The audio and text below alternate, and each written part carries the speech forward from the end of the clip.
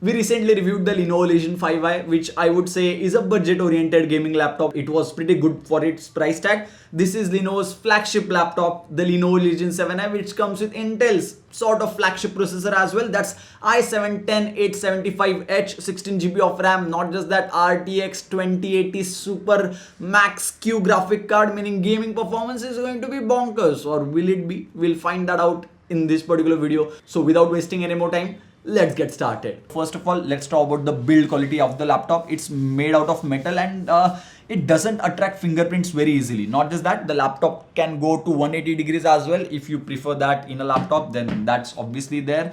When it comes to build quality, it is very well built in my opinion. There is slight flex in the display, but that's something which I can easily ignore in my opinion. When it comes to flexing the laptop with RGB, that's obviously very easily possible. As you can see in the aerial itself, there is so much RGB in the back side. There is RGB in the port as well. There is a lot of RGB and everything can be controlled by using the Corsair's IQ software, and that's a good thing in a way because you can do literally anything that you want. You can load a custom profile as well in order to have everything synced to a single color like white, blue, black, anything. Black color, no, you can't, like it's turned off. I mean, you get the point basically, that there is a lot of RGB and you can obviously flex the laptop with the RGB lighting setup possible on the laptop. And you can also flex your keyboard because if you press with little bit of force, you can see flexing on the keyboard part. But this is something which I would say won't really bother any gamer because you literally have to use a lot of force in order to notice that. While playing games, you're not going to press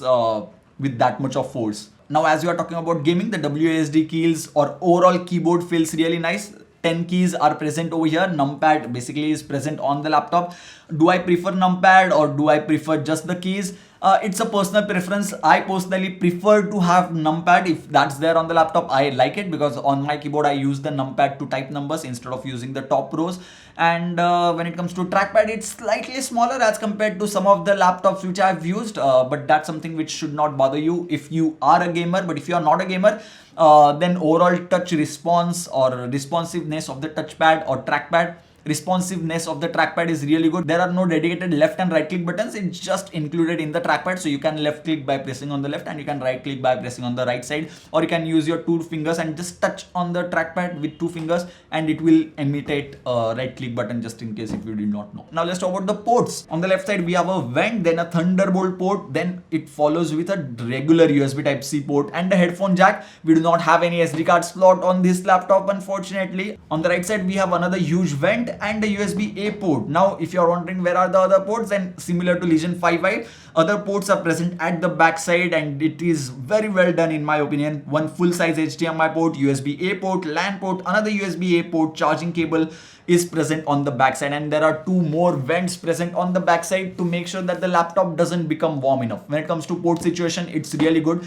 Having ports at the backside also means that there won't be a lot of clutter on your table. If you are planning to use the laptop with all the cables attached, everything will be on the backside of the laptop. Now when it comes to speakers on the laptop, I was not expecting a lot, frankly speaking, because this is a gaming laptop and it performed like a gaming laptop only when it comes to speakers. It's not as good as other non-gaming laptops that I've heard. It is okayish at best. For a gaming laptop, I would say 8 out of 10, but when we consider all the laptops, I would say it's like 6 out of 10 maybe. Yeah. Now when it comes to battery and charging, you get a 230 watt adapter inside the box itself. If you enable rapid charging by going into the Lenovo Vantage software, which I talked about in my Lenovo Legion 5i review in detail, then you can charge the laptop very quickly. Not just that, when it comes to gaming on this laptop, on the battery mode, I personally do not prefer to game on laptop. I do not game on a laptop, but anyway, if I was to game on a laptop, we prefer to have it on charging because that will give you the best performance. So if you are planning to do gaming without the charging port, then you can get about 1 hour to 1 hour 30 minutes of gaming on this laptop, depending on which game you are playing. If the game is very CPU and GPU intensive, like let's say RDR2, then you are not going to get 1 hour 30 minutes of battery life. You probably will end up getting about 1 hour of battery life. But use the charger if you are going to play heavy games to get the best performance out of it. Now next up, let's talk about benchmarks, and I will be showing a lot of benchmarks that we did on the screen right now, so you can just keep going through them. And the benchmarks on this laptop laptop were amazing. Intel's i7-10875H did not disappoint and performed really good in benchmarks. Not just that, coupled with RTX 2080 Super MaxQ, I did not have any issues running benchmarks and getting good scores out of it. And getting good scores out of the laptop is something important, and that happened with the Lenovo Legion 7i. So when it comes to raw benchmarks, you do not have to worry, it performed fantastic in my opinion. Next up, let's talk about gaming, and this is where things are interesting because RTX 2080 Super MaxQ coupled with i7-10875H is going to perform good, because as we know, Intel's processors, when it comes to laptop series or desktop processors, they perform better when it comes to gaming, and we can see that Intel i7-875H does perform really good. 144Hz refresh rate screen is present on the laptop, and if you want to utilize that 144Hz refresh rate screen fully, then you will have to play esport titles such as CSGO or Valorant. They perform really good. Games like Valorant do look fantastic on the laptop's display, and this is where display part of the laptop comes into the play, which is fantastic in my opinion. You can play games for very long amount of time using laptop's display, and you will feel good because the display is actually good, IPS panel and all that stuff. Obviously Valorant always gave more than 144 FPS. I mean, obviously it was going to give it, so 144Hz refresh rate is utilized fully, and the game looks really smooth in real life as well. I will not be able to show that to you in this video because this is just a 30 FPS video, but in real life it performed really good. Not just that, in other games like GTA 5, the laptop did not disappoint. In games like Cyberpunk 2077, if you are interested in that, with ray tracing turned on, DLSS turned on, the laptop was able to give about 80 to 90 FPS constantly. That's always a good thing. In open world, you will get about 70 FPS, I would say, with RTX turned on, and that's good performance in my opinion for a laptop. There are other games that we tried as well, such as Red Dead Redemption 2, Rise of the Tomb Raider, and all of these games also performed really good. If you are looking to utilize the 144Hz refresh rate screen fully, as I said, esport titles will completely satisfy that and give you more than 150 FPS very easily. Now let's talk about the heating issue. We have tested laptops like TUF A15, which becomes very warm. Like you can literally feel that it becomes warm, and with the Lenovo Legion 7i, frankly speaking, this is not a hefty laptop. This is considerably thin for having 2080 Super MaxQ and i7-10875H, which is an 8-core processor.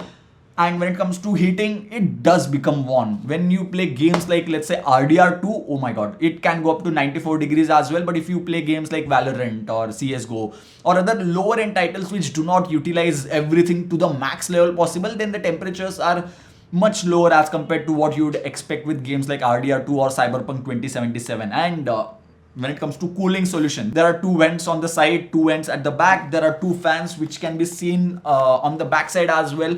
Overall, the laptop does become hot with some games, and that's noticeable with the fans turning on to the maximum level possible. If you use headphones, then you may not be able to notice those, but if you play the game just on the speaker, then you will be able to hear the fans for sure. What about the gaming performance? Obviously 2080 Super MaxQ performed as expected. Not just that, i7-10875H was really good. It felt as if 10875H, the processor, always had a little bit extra room to do something else as well at the same time. After gaming, let's talk about productivity, and this is where our Premiere Pro experience comes into the play. Now, if you are planning to get a laptop just to edit videos, then making sure you get the best processor in a laptop is very important, because when it comes to editing, processing power is very important, and the Intel's i7-10875H is no slouch whatsoever.